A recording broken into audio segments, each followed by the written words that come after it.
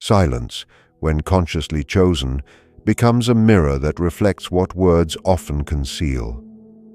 In the dynamic between you and an avoidant, your silence is not empty space. It is psychological pressure. It removes distraction. It withdraws reassurance. It halts the familiar dance where one pursues and the other retreats. For the avoidant attachment style, distance has always been a form of control. They learned early that emotional independence ensured survival. They convinced themselves that needing less meant hurting less. Yet when you stop reaching, when you stop explaining, when you stop chasing, something destabilizes within them. Your silence reflects back their own emotional landscape without interference. Suddenly, there is no external force to blame, no overwhelming partner to resist. There is only the echo of their own guarded heart. What begins to surface is not anger at you, but discomfort within themselves. They are confronted by feelings they carefully suppressed: longing, fear of irrelevance, anxiety over being forgotten. Silence exposes what avoidance was designed to hide. This exposure creates inner tension. The avoidant ego thrives on autonomy and detachment. It believes that closeness threatens freedom. But silence disrupts that belief because it removes the proof that someone is still waiting. When you step back, the illusion of control weakens.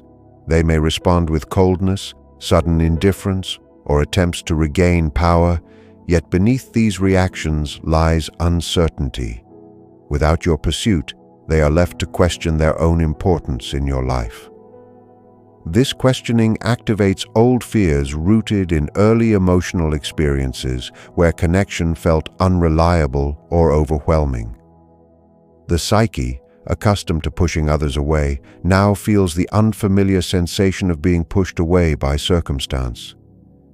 It is not that they suddenly become deeply expressive. Rather, they feel destabilized because the structure that protected them is no longer reinforced. Silence demands introspection. It invites them to examine whether their detachment is strength or defense. In this moment, the crash is not dramatic chaos, but internal conflict. It is the slow realization that avoidance does not eliminate need. It only postpones its recognition. Your silence becomes the catalyst that forces them to confront the very emotions they spent years avoiding. Avoidant attachment does not appear without history. It is not a personality flaw, nor a deliberate cruelty. It is a structure built in response to early emotional conditions. Somewhere in the formative years, the individual learned that closeness carried uncertainty. Perhaps emotions were dismissed, vulnerability was ignored, or affection was inconsistent. The developing psyche, seeking safety, made a decision. Reliance is dangerous. From that moment, self-sufficiency became a shield. The child who once reached outward turned inward instead. Needs were minimized. Feelings were intellectualized. Independence was praised internally as strength. Over time, this strategy solidified into identity. The avoidant adult does not consciously think, "I must not depend on others." Rather, the body and nervous system instinctively move away from emotional intensity. Intimacy feels like pressure. Dependence feels like weakness. This pattern is subtle, often hidden beneath competence and calm behavior. They may appear composed, rational, and even confident. Yet beneath that surface lies a protective mechanism designed long ago to prevent disappointment. Understanding this origin changes the narrative. It shifts the focus from blame to awareness. The avoidant is not heartless. They are defended. These defenses, however, come at a cost. What once ensured survival can later restrict growth. Emotional distance may reduce immediate discomfort, but it also limits genuine connection. The avoidant learns to manage relationships by controlling proximity. When things feel too close, they withdraw. When emotions intensify, they detach. This creates a pattern where intimacy never fully stabilizes. Partners may feel confused, sensing warmth one moment and distance the next. Internally, the avoidant may not fully understand their own reactions. They only know that space feels safer than exposure. The tragedy is that the very strategy meant to prevent pain can produce the loneliness they fear. Suppressed longing does not disappear. It settles into the unconscious, influencing behavior from behind the scenes. True change begins when the individual recognizes that avoidance was an adaptation, not an unchangeable truth. By tracing the pattern back to its origins, they can begin to question it. They can ask whether independence must always exclude vulnerability. In this questioning lies the beginning of transformation. The defenses that once protected can gradually soften, not through force, but through conscious understanding. Emotional distance often disguises itself as strength. The avoidant presents composure, logic, and independence as virtues, and in many ways they are. The ability to self-regulate, to think clearly under pressure, to stand alone without constant reassurance can appear admirable. Yet when emotional distance becomes habitual, it ceases to be a choice and becomes a shield. The shield is subtle. It does not announce itself with fear. Instead, it whispers narratives of self-sufficiency. I do not need much. I am better on my own. Dependence complicates everything. Over time, this internal script hardens into identity. The avoidant begins to equate vulnerability with weakness and emotional expression with loss of control. What they call peace is often guardedness. What they call freedom is sometimes avoidance of exposure. The shield protects them from disappointment, but it also filters out intimacy. They may believe they are simply maintaining boundaries, yet beneath the surface there is often an unspoken fear of being overwhelmed or consumed. Emotional distance becomes a way to manage anxiety without directly confronting it. The cost of this shield reveals itself most clearly in moments of genuine connection. When someone offers consistency, closeness, or emotional depth, the avoidant may feel an internal tension they cannot easily explain. Part of them longs for connection, while another part instinctively steps back. This inner conflict is rarely visible to others. Outwardly, they may appear calm or even indifferent. Inwardly, however, there can be restlessness, irritation, or a sudden urge for space. The shield activates automatically, reducing emotional intensity before it feels unsafe. Yet true strength does not lie in perpetual distance. It lies in the ability to remain present even when emotions are uncomfortable. When the avoidant begins to question their own detachment, they may discover that the shield once necessary for survival is now limiting growth. Emotional maturity requires more than independence. It requires integration. To integrate is to allow both autonomy and vulnerability to coexist. It is to recognize that closeness does not erase identity. When the shield softens, not through force but through awareness, the avoidant does not lose strength. They redefine it. They learn that courage is not found in retreat, but in staying present when connection feels uncertain. When connection withdraws, the avoidant's inner world does not remain untouched. On the surface, they may appear composed, even unaffected. They might tell themselves that space is preferable, that silence is relief, that independence has been restored. Yet beneath this calm exterior, something begins to shift. The avoidant nervous system is accustomed to managing closeness by controlling distance. When you step back first, that control quietly dissolves. The familiar pattern is interrupted. There is no longer a dynamic to regulate, no one reaching in to push away.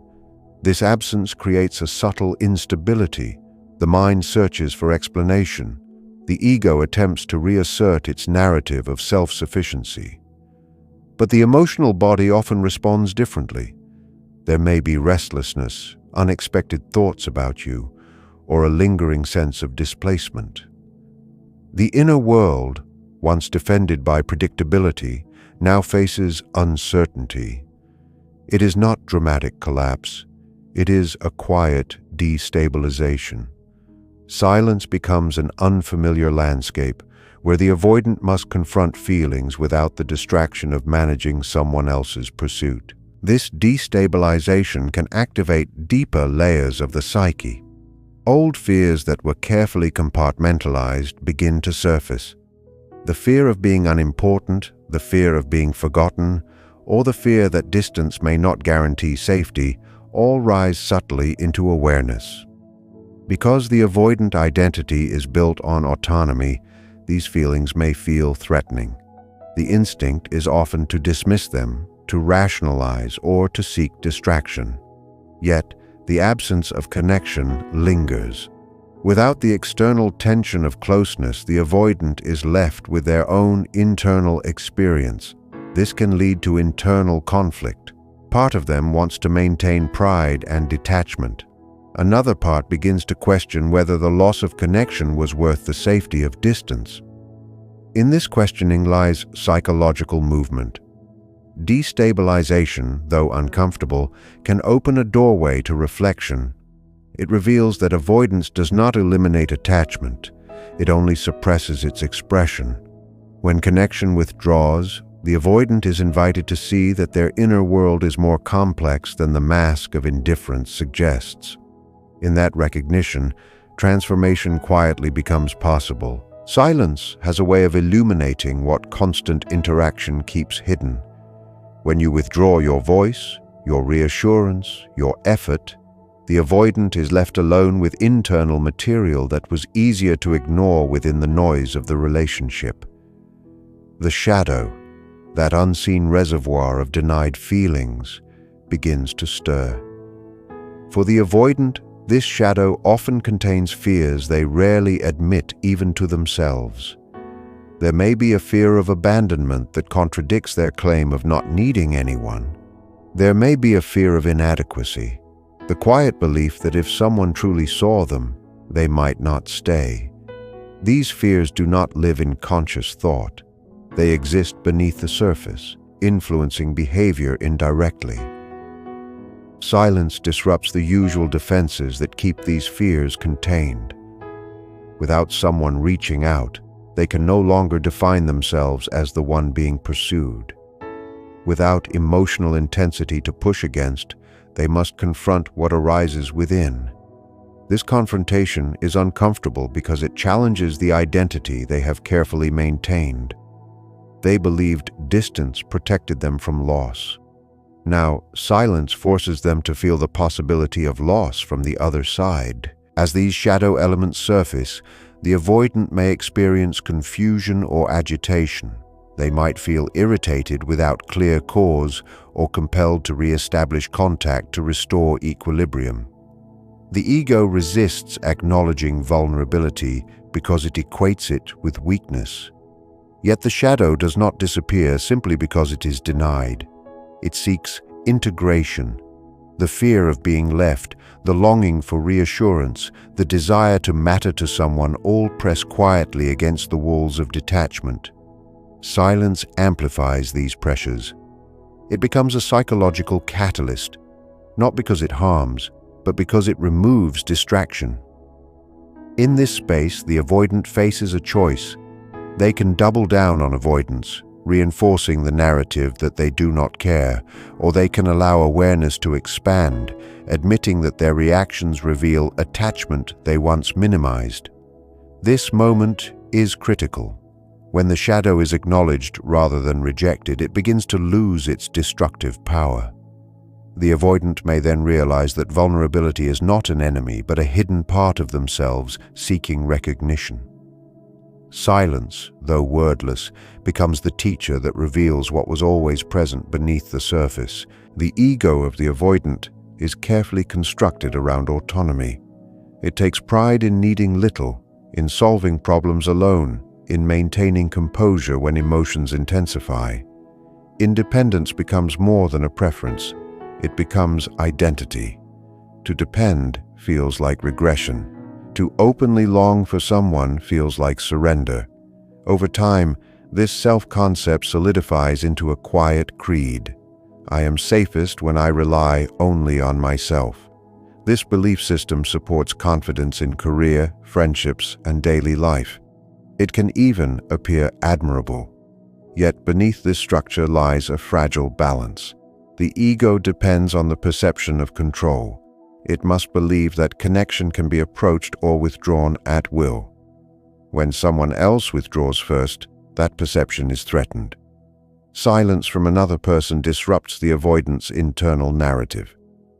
It introduces the possibility that they are not entirely self-contained, that their emotional equilibrium may depend more on others than they wish to admit. The ego resists this realization because it challenges the very foundation upon which identity was built. When this foundation trembles, subtle reactions emerge. The avoidant may feel compelled to reassert distance more firmly, or to minimize the significance of the connection altogether. They may rationalize the silence as proof that closeness was unnecessary. Yet these reactions often conceal something deeper: anxiety over losing control of the emotional narrative.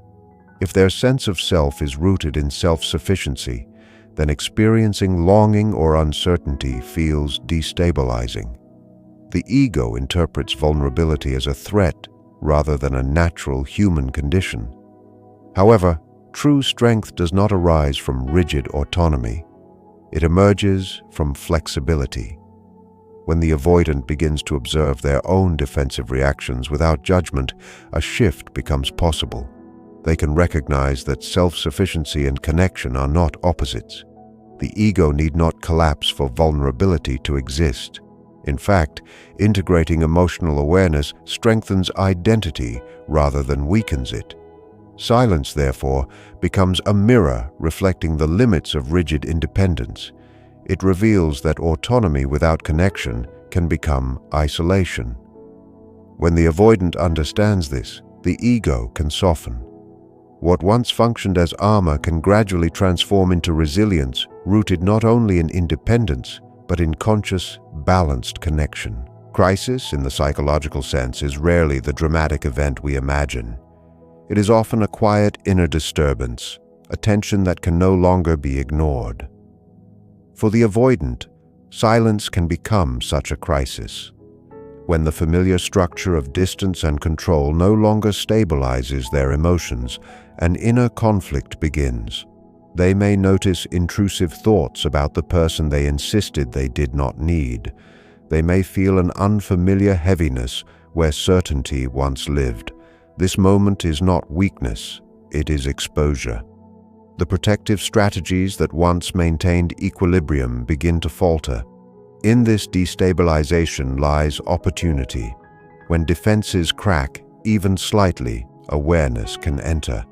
The avoidant is confronted with a simple yet profound realization. Avoidance has limited their emotional range. It has kept pain at bay, but it has also restricted depth. Crisis, therefore, becomes a threshold. It forces the individual to confront the cost of perpetual detachment.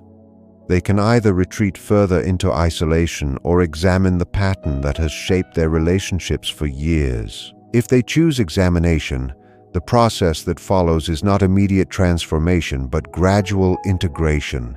They begin to see that their longing and their fear are not enemies. Both are parts of the same inner system seeking balance. The desire for closeness reveals capacity for attachment. The impulse to withdraw reveals sensitivity to overwhelm. When these opposing forces are acknowledged rather than denied, they can be reconciled. This reconciliation marks the beginning of psychological maturation. The avoidant starts to understand that independence and vulnerability can coexist without canceling each other. Silence, once perceived as threat, becomes catalyst. It exposes the limits of old defenses and invites a broader sense of self. Growth requires discomfort because it asks the individual to release rigid identities. Yet within that discomfort lies freedom. Not the freedom of detachment, but the freedom of choice. The avoidant who integrates their fears no longer reacts automatically to intimacy. They respond consciously. In this way, what began as an inner crisis evolves into a doorway toward emotional depth and authentic connection. True transformation for the avoidant does not begin with dramatic declarations or sudden emotional displays. It begins quietly with acknowledgement. Beneath the layers of independence and composure lies suppressed longing. This longing is not weakness. It is evidence of the innate human desire for connection. For years, the avoidant may have interpreted this desire as inconvenience or threat. They may have minimized it, reframed it as temporary attraction, or convinced themselves that space was always the wiser choice. Yet silence has a way of bringing buried feelings to the surface. When distraction fades, what remains is the undeniable awareness that they cared more than they admitted. This realization can be unsettling. It challenges the identity built around emotional restraint. But acknowledgement is the first act of courage. To admit, even privately, that one feared closeness because it mattered deeply is to begin dissolving the illusion of indifference. In this moment, the avoidant stands at the edge of growth, faced not with external pressure, but with internal truth. Acknowledging suppressed fear is equally essential. The fear of being dependent, of losing autonomy, of being hurt or abandoned often drives avoidance more than lack of feeling ever did. When these fears are brought into conscious awareness, they lose some of their hidden control. The avoidant can start to differentiate between past experiences and present reality. They can question whether every connection truly threatens their independence, or whether that belief was formed in another time. Transformation requires patience. It asks the individual to sit with discomfort rather than escape it. It invites them to express needs gradually, to tolerate vulnerability in small, manageable steps. This is not about abandoning self-sufficiency. It is about expanding it to include emotional honesty. When suppressed longing and fear are integrated rather than denied, the avoidant becomes more whole. They no longer need to crash out when silence appears, because they understand their own reactions. What once triggered panic becomes information, and in that awareness, connection shifts from something to defend against into something they can consciously choose. Healing the avoidant attachment pattern begins with awareness, not accusation. It requires the individual to observe their own reactions without immediately defending them. Often, the avoidant believes that their need for space is purely rational. They may frame emotional intensity as unnecessary drama, or convince themselves that detachment is maturity. Yet when silence unsettles them, it reveals that their emotional system is more engaged than they consciously admit. This realization can feel destabilizing because it contradicts the identity of self-sufficiency. However, growth starts when the avoidant pauses long enough to notice the contradiction. Instead of reacting by withdrawing further or minimizing the connection, they begin to ask reflective questions. Why does distance from this person affect me? Why does their silence feel heavier than expected? These questions do not weaken them. They deepen self-knowledge. Awareness transforms unconscious patterns into conscious choices. What was once automatic retreat becomes something that can be examined. In that examination, the avoidant starts reclaiming parts of themselves that were split off in the name of protection. From awareness, responsibility naturally follows. Responsibility does not mean self-blame. It means recognizing that emotional patterns, even protective ones, shape relational outcomes. The avoidant may begin to see how their distancing behaviors contributed to instability. They may understand that their silence in moments of closeness triggered insecurity in others. This insight can be uncomfortable because it challenges the narrative that they were simply maintaining boundaries. Yet discomfort is a necessary teacher. When they accept responsibility for their reactions, they gain agency. They are no longer victims of overwhelming intimacy nor prisoners of their defenses. They become participants in shaping connection.